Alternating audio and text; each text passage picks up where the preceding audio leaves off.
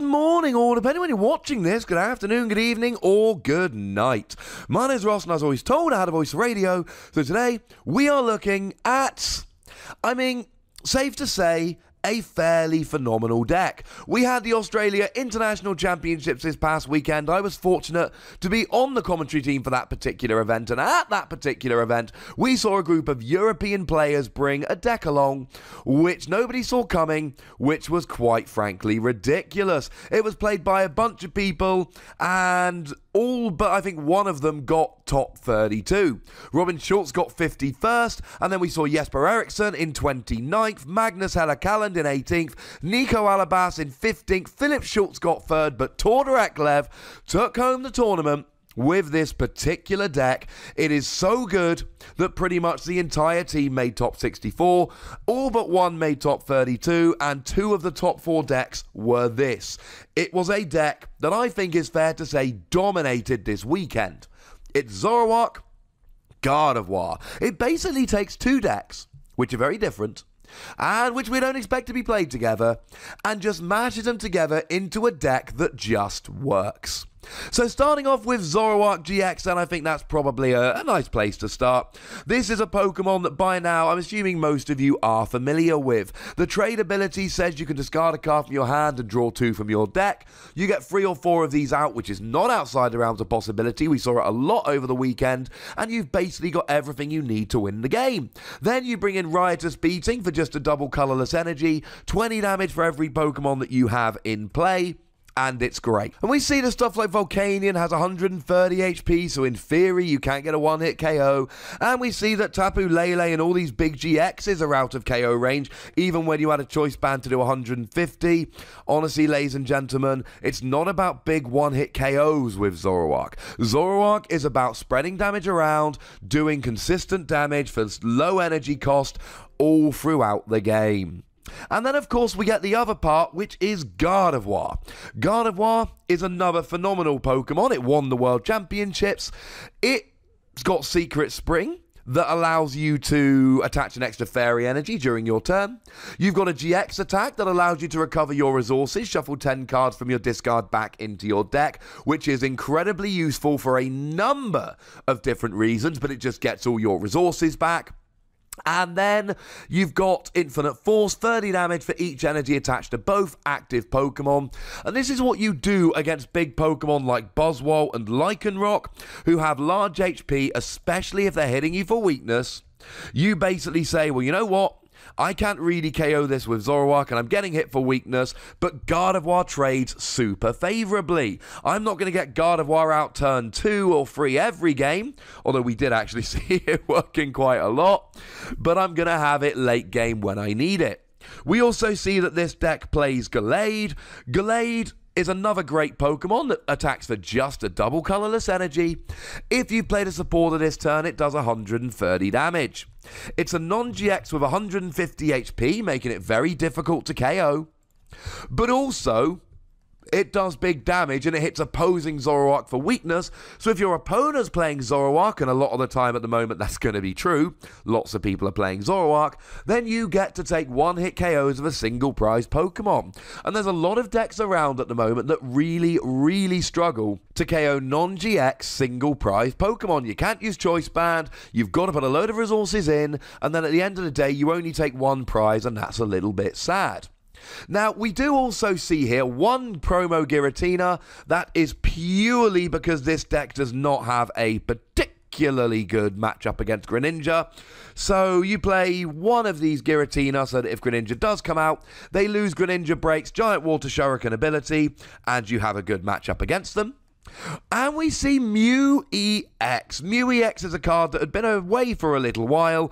Mew EX is now back, and very simply, it's there for Buzzwole. Buzzwole is everywhere. Buzzwole and Zoroark really were the 2 big Pokemon this weekend, and you don't have a great answer to it other than Gardevoir, which might be quite slow coming out, and let's face it, Buzzwole is not a slow Pokemon. It comes out very quickly. You need something to get rid of it, and a Mew with a double colourless energy can copy Riotous Beating and get very easy KOs. If you've got 3 bench Pokemon, 4 Pokemon out in total, plus a Choice Band, you will get a one-hit KO here. If you've got 4 bench Pokemon, 5 out in total, you'll get a one-hit KO. It's a great counter to it. And then we do see Tapu Lele, and I know Tapu Lele gets played in everything, but we saw Tord attack with this a lot over the weekend in his games when he was on stream. And the reason, very simply, was it attacks for a double colourless energy.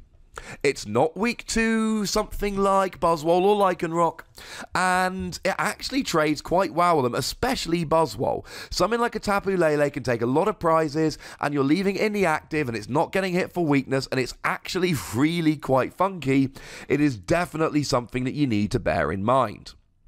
Now, in terms of the energy, 4 double colourless, 4 fairy energy, you are largely playing this as a Zoroark deck, and that's something that we really need to mention at the start here. This is a Zoroark deck.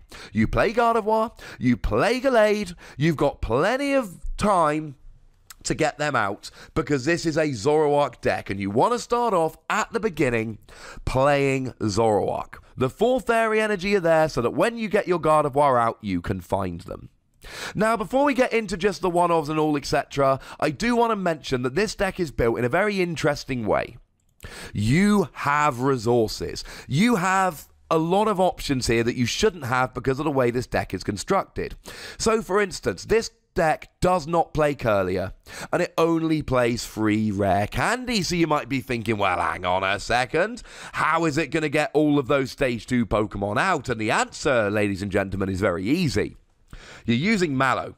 Mallow allows you to search for any 2 cards from your deck, put them on top of your deck, and then of course you use Zoroark's trade to draw into them immediately. That's how you get Gardevoir out. There are going to be games where you just draw into Gardevoir rare candy, and that's amazing, but Mallow means that you don't have to rely on doing so. And we also see a bunch of one-offs here, whether it's your one of Mew EX or your one of Max Potion to heal up your Pokemon, but they're not really one-offs, because this deck plays Puzzle of Time. You play 2 of them at the same time, and you can just get any 2 cards from your discard and put them into your hand. And of course, when you're using Zoroark's trade to draw more cards without getting rid of cards from your hand that you don't want to, that means you get double Puzzle of Time more often.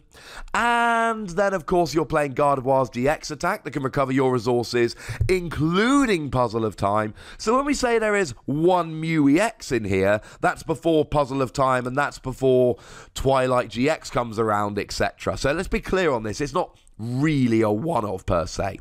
We also see a one-off Enhanced Hammer to get rid of special energy, which is quite important.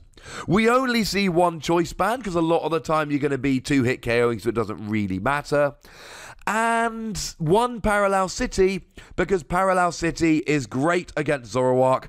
Zoroark does more damage depending on how many bench Pokemon are out, or how many Pokemon are out.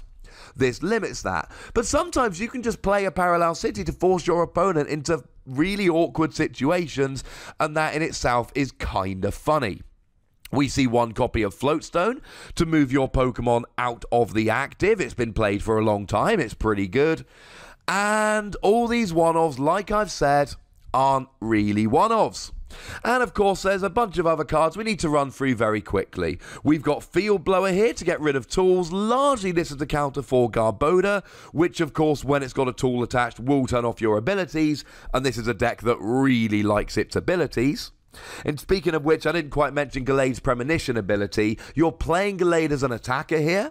You don't need the Premonition ability, but being able to rearrange the top 5 cards of your deck, especially before trading with Zoroark, that's pretty nice. It's not the reason you play Gallade here. It's here as an attacker, but it's a handy bonus. We see Evo Soda here. It's just a way to evolve your Pokemon. This is a deck that relies on getting Zoroark out and then using trade to run through the rest of the game. So the more options you've got for getting your Zoroark into play, the better. We see Ultra Ball here, which of course we do. We see Guzma here, but, you know, it's dragging Pokemon off the bench. Everybody plays it. We see Professor Sycamore and N because they are the best draw supporters in the format, and we see Free Bridget. And the reason we see Free Bridget is because you need a turn 1 Bridget. If you get all your Zoruas out turn 1 and evolve them into Zoroarks turn 2, you're going to have that trade ability, you're going to be good for the game. But if you don't, you can have some very bad games and it can go very wrong. You need a turn 1 Bridget, ladies and gentlemen. You need to play Free Bridget. That is where we are in this game. This is a wonderful deck that looks clunky on the outset because you're relying on a stage 1 and a stage 2 Pokemon, but it really isn't that clunky with the way it's been constructed. You get to reuse all of your resources with these recovery cards. You're hitting for multiple different weaknesses, and when played by a good player, it's a great deck. It's not an easy deck to play. This is why a really good group of Europeans came along with it. But oh my goodness, ladies and gentlemen, this is a very good deck and you should go check it out. The list is on the screen here so you can see the exact counts. Shout out to Limitless TCG for providing us with the list. And quite frankly, ladies and gentlemen, it is a very good deck. It won international championships. It kind of has to be good. But as of all of these, I would love to hear from you, ladies and gentlemen. So let me know in the comment section. Tell me what you think about this deck. Tell me whether you think it's here to stay or whether you think it's a flash in the pan. Make sure you like this video, subscribe to this channel, follow me on Twitter at the Wassy, and Twitch for some live action at twitch.tv/PTCGRadio. If you want to support the channel, get some bonus podcasts and so on, you can do so by going to patreon.com/PTCGRadio. But by far the most important thing, as always, is to look after yourselves until next time. Thank you very much for watching. My name is Ross, and you've been watching PTCG Radio.